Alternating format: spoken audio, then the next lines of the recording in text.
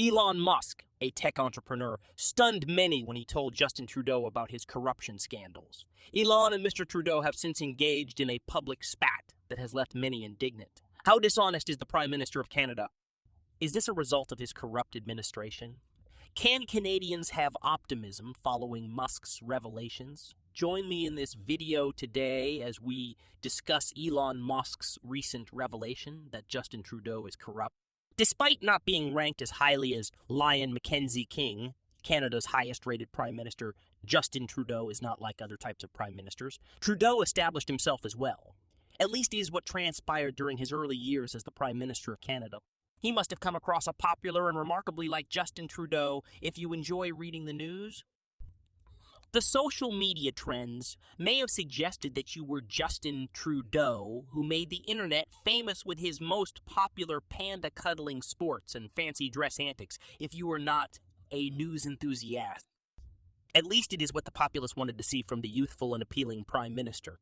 In fact, when he took office, Canada experienced a wave of Trudeau mania that seemed to consume the entire nation. And for a while, Trudeau appeared to be doing a good job. After all, leadership simply came naturally to him as the first child of a previous prime minister. Let's look at the facts in case you had any doubts. He was the first to accept approximately 50,000 migrants from the war-torn country of Syria in just 2 weeks, for example, and he also adopted a particularly hospitable attitude toward refugees in general. On the same vein, he publicly criticized the U.S. president for leaving the Paris Agreement while constantly expressing his commitment to combating climate change. However, Mr. Trudeau made it clear from the start that he was a staunch advocate for LGBT rights. He was the first prime minister to march in the Toronto Pride Parade as a result of these positions. The 23rd Canadian prime minister was made even more well-liked outside of Canada by additional factors such as the fact that he was a family guy with attractive athletic appearance. However, other people, like Elon Musk, had a different opinion of this ostensibly well-liked Canadian prime minister. Because Musk has Canadian roots, we cannot hold him responsible for his spat with Trudeau. Anyway, Elon Musk has a standard method for disseminating information, and he proudly uses Twitter to do so. In light of this, Elon Musk responded to a piece by the Bitcoin Trade Journal with a tweet. Cointable CoinDesk tweeted about Trudeau's required order to stop funding any protesters who were tented in the capital and blocking the border crossing. The story claims that the truck drivers were protesting a government-mandated vaccination for all truck drivers. A portion of the truckers opted to protest because they felt their personal freedom was being violated. So Elon Musk seized the chance to respond, drawing millions of responses. The tech magnate tweeted a picture of Hitler with the words, "I had a budget" at the bottom and a red stop at the top comparing me to Trudeau. Elon Musk intended this reaction to be mocking, but the Auschwitz Memorial did not interpret it that way. They responded to Elon Musk by saying that it is sad and distressing that individuals are abusing the tragedy of all those who were humiliated, tortured, and killed by the totalitarian government of Nazi Germany that he founded by utilizing the picture of Adolf Hitler. The American Jewish Committee, on the other hand, condemned Musk's comment as reprehensible and demanded an apology. They sent another letter. Elon Musk used Hitler to make a point on social media, which was a really bad decision. He must cease acting in such a disrespectful manner. Musk must apologize and find alternative ways to express his unhappiness. They continued. The CEO of SpaceX and Tesla did not respond to the Auschwitz Memorial or AJC. While simultaneously deleting his previous tweet, he simultaneously sent a second tweet encouraging his followers to read a book about Nazi history for a more in-depth explanation. In any case, Musk had already made his point, albeit in an impolite manner, that what the Canadian Prime Minister was doing was unacceptable. Despite the fact that the vaccination has been shown to be both safe and efficacious, Elon Musk claims, in September 2020, a minority of truck drivers will not receive the vaccination because they believe it violates their right to free choice, according to Canadian industry experts. Elon Musk also objected to vaccinations on the grounds that his family would not harm anyone. Musk contends that getting vaccinated is a personal decision and that mandated vaccinations infringe on individual liberties. In reference to those who have not received vaccinations, he remarked, "You are taking a risk, but people take risks all the time." Musk also made a comment regarding the forced vaccination of citizens, saying that we should be on the lookout for the decline of American freedom. During such difficult circumstances, various mandates were introduced in response to the COVID pandemic. Regulations do a great deal to keep the virus under control, but what one allows into their bodies is ultimately up to them. However, Canada moved ahead and imposed a restriction of monies that would go to the peaceful demonstrators, making life a little bit difficult for the small group who had opted not to get immunized as reported.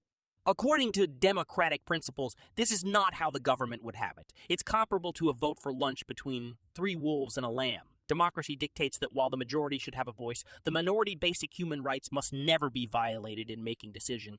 A different turn in the events, due in large part to his failure to follow through on the climate change pledge he made when running for government, Trudeau has not had much luck with his fellow Canadians. The climate change problem currently plays a significant role for every voter in Canada. In fact, in response to voter expectations, each party has introduced carbon reduction goals and climate strategies. Unfortunately, Trudeau doesn't seem to have the initiative to follow through on his earlier commitments on combating climate change. When the Canadian Prime Minister decided to spend 4.5 billion Canadian dollars to purchase an oil pipeline in British Columbia, the situation only got worse. He plans to transfer and expand the plant, which will raise Alberta's GHG emissions even further. Trudeau's decision to build oil pipelines will put him at odds with Canadians, despite the fact that he paradoxically refers to himself as a climate champion.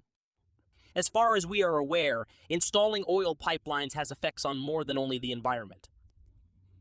Additionally, it violates human rights, particularly since some residents' homes along the pipeline would have to be demolished. Trudeau has taken action to establish a new pipeline. To protest the government's plans to extend the Trans Mountain Pipeline, the Secwepemc land defenders set a camp. They're claiming ownership of territory that was formerly occupied by Indigenous Canadians who did not consent to the transfer of their land to the Canadian government through a treaty. But the Trudeau administration is making no concessions. He plans to construct a pipeline that has 3 times the capacity of the current systems, which, if successful, will eventually transport around 890,000 barrels of oil daily. To be successful, this project would need a sizable sum of capital. It goes without saying that subsidies are where this money would come from, despite the fact that Trudeau is a lover of the environment.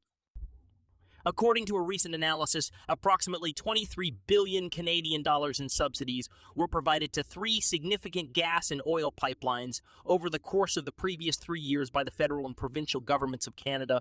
Because of this, analysts have good reason to worry that Trudeau would ever keep his vow to stop giving out such subsidies. Trudeau has pledged to cut emissions to meet the climate targets while simultaneously leading the growth of oil and gas, which is quite a contradiction. As Angela Carter, an associate professor at the University of Waterloo, stated, the Liberal Party is not willing to take on the expansionary aspiration of the climate sector. According to Carter, there are 2 competing versions of reality at play. Either one of the 2 possibilities will materialize. Either we exceed 1.5 degrees Celsius or we coordinate our efforts to achieve climate targets. You cannot have it both ways. On the other side, Trudeau is very adamant in promoting both crossroads. He went to Scotland and Glasgow for the UN talks where he pledged to reduce greenhouse gas emissions from the oil and gas industry. Additionally, he pledged to reduce methane emissions from the business by 75 compared to 2012 levels, but the reality is that he has plans to grow the oil corporation. According to a report by Environmental Defense Canada and Oil Change International, major Canadian oil and gas firms' climate change plans are among the worst in the world and will worsen the climate problem because Trudeau can't manage to keep his pledges to reduce emissions by 75, while also encouraging the expansion of oil and gas in Canada. The Prime Minister frequently supports oil and gas, yet doing so will damage his reputation. His apparent support for the country's increased use of oil and gas has also shown his true concealed dark side, which is opposed to human rights. As was already mentioned, Indigenous resistance to the construction of the Trans Mountain Pipeline was strong.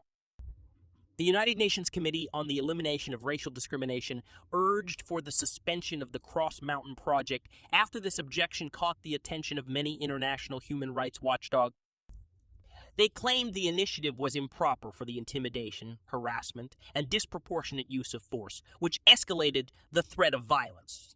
We are compelled to concur with the Elon Musk, on the other hand, is unable to support those blatantly conflicting actions. Even more paradoxical is the fact that he took in the most refugees nationwide while also turning more of his own citizens into refugees. According to what we know, Justin Trudeau's actions are corrupt. As a leader, He should not violate human rights by requiring forced vaccinations or taking their lands for projects that would have an impact on the climate. He has made numerous empty promises and keeps them all the more. If you agree or disagree that Canadian Prime Minister Justin Trudeau should be detained, please express your opinion in the comments area below. Guys, if you want to see more engaging videos, click the one just above. Thank you for watching, and please remember to subscribe with all notifications turned on to avoid missing anything.